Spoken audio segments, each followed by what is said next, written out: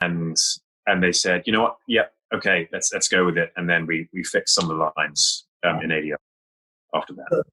Let's talk about the stunt work. Obviously, you've done stunt work before. That's not something new to you. But this, again, you're in, this full gear and these swords, and I don't even know what they're called, these knives and swords. Yeah.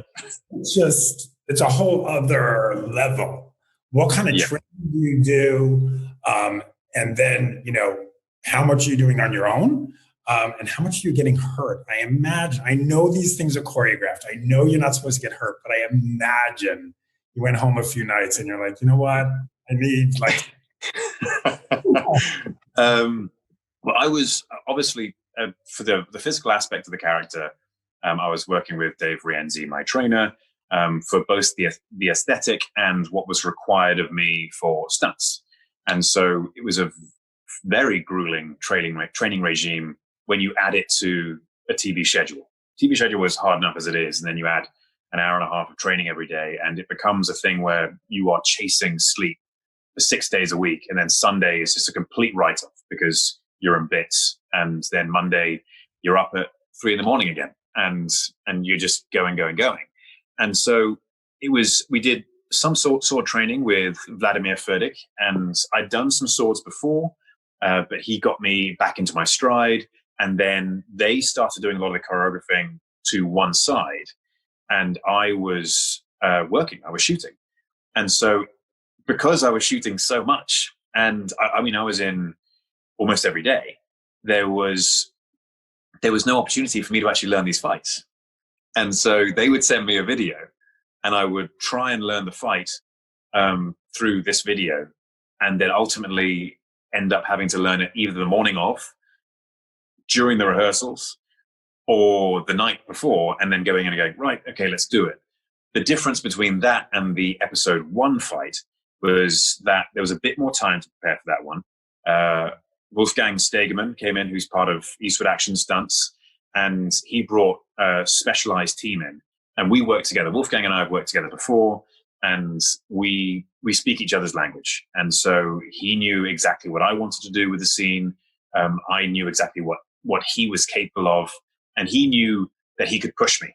And so he pushed and pushed and pushed to the absolute limit. And we got to choreograph the scene together. We got to tell the story together. We got to select the shots together. And it just became this incredible experience with him and his team. And then if you compare that fight to the Mission Impossible Fallout fight in the bathroom, we spent, I think, a total of 4 weeks shooting the Fallout fight. 4 weeks. And we had to keep on coming back to it because there were some reshoots and everything.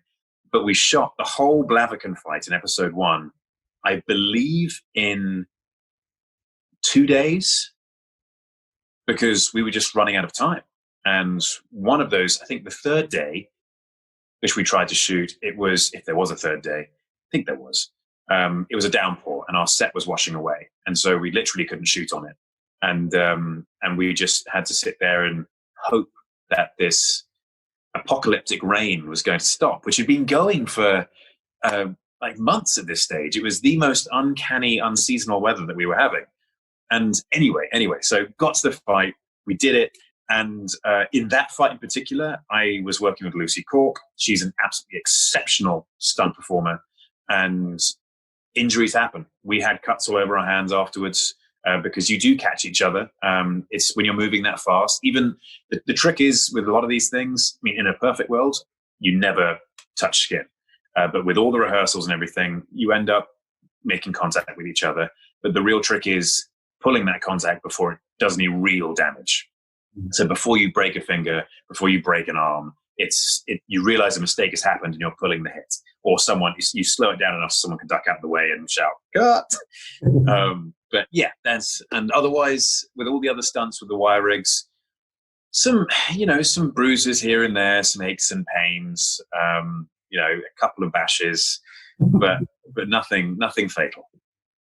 When was the last time you had a project where you just didn't have to be in shape? And like, you'd be like, you know what? I just don't have to work out. I'm sure you love working out, but I'm sure there's also like, can I just go to sleep after we film instead of going to work out? You know what? I've often thought this, and it's a, I don't really know what I want. Yes, being exhausted and not getting enough sleep for that length of period of time and having to change your body while doing or an already tiring job is very, very, very difficult. But I also like that there's that element to it. It really does get me into the gym and it pushes me. And one of the silver linings of this terrible pandemic that's going on is that I've had time. And so after the initial, I'm going to start drinking from noon thing and eating whatever I can lay my hands on, I started getting myself back into shape. And I'm going to try and make sure that I'm in a certain place before we restart shooting. So the pressure's off to change my body. And it's more about maintenance and doing shifts and nudges here. It's more like a sculpting thing rather than anything else.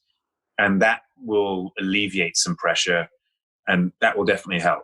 But to answer your question, I kind of love it.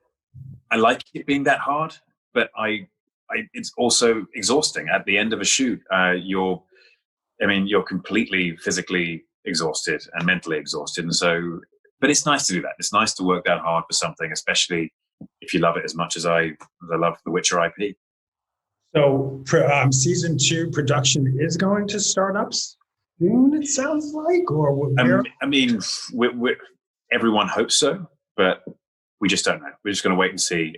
Things are on track because there's no spike in cases in the UK, and so hopefully we'll be back on track and we'll be getting going soon-ish. I don't know any official dates, and I dare not say it, but yes, hopefully. When will you feel safe to go back? I mean, everyone has their different levels of being comfortable. Obviously, we're just talking about the fight scenes, the contact. There's no social distancing there.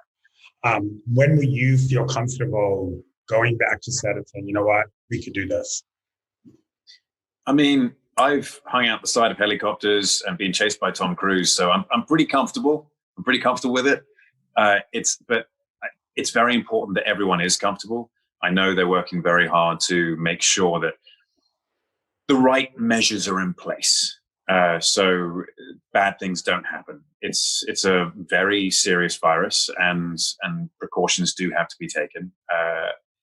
At the moment, I mean, I feel totally comfortable, and we'll see. I mean, if someone comes onto set, and if Anya comes onto set, like coughing and sneezing and spluttering, and like, I've got to do a kissing scene, I may be like, maybe I'm not comfortable, but we'll have to see. Now, I know you said you have not seen the Snyder Cut, but are you surprised one is coming? I don't know if I'm surprised. With everything that's happened this year, with the lockdown and cinemas having to close and streaming services now being how we are getting our entertainment, it's not really a surprise. I think it's one of those things where it's an opportunity, and I think it's great that Zach has an opportunity to finally release his vision, and I think that's really important for a storyteller and a filmmaker. It's when that doesn't happen, it's always a sad occasion. And now Zach has the opportunity, and I'm excited to watch it. Have you said to him, like, I really want this scene in there? I want that scene. I mean, by the sounds of it, I think there'll be plenty of scenes in there. And will you go back to playing Superman again? I know, like, every day I Googled just literally right before we talked because I needed the latest rumor. It is just rumor after rumor after rumor. What's the wildest one you've heard about you and Superman? Oh, I mean, they get wilder and wilder by the day. The amount of speculation, the stuff I read on the internet is extraordinary and sometimes frustrating. It's when you see people stating stuff as fact, and you're like, no, that's not the case. That hasn't happened, and that conversation isn't happening. But the important thing is that people are excited about it. And I think it's important to be excited about a character like Superman. Superman's a fantastic character. And if people are chatting about it, and even if they're making stuff up, it's okay, because that means they want to see the character again. And in an ideal world, I would absolutely love to play the character again. But do you ever go into like one of these conversations or comments, use an alias and be like, that's not I've, happening. I've been very tempted. I'm not going to lie. I've been very tempted, but there's something about that feels deeply immoral. And when it's about Superman, and if I'm representing Superman, it just feels like the wrong thing to do. I'm like, I'm just going to let this all play out. Me saying something isn't going to make a difference. And what does it really matter? One day people know the truth. And even if they don't know it now, then it's okay. Awesome. Sarah, this was awesome. Thank you so much. Thank you very much.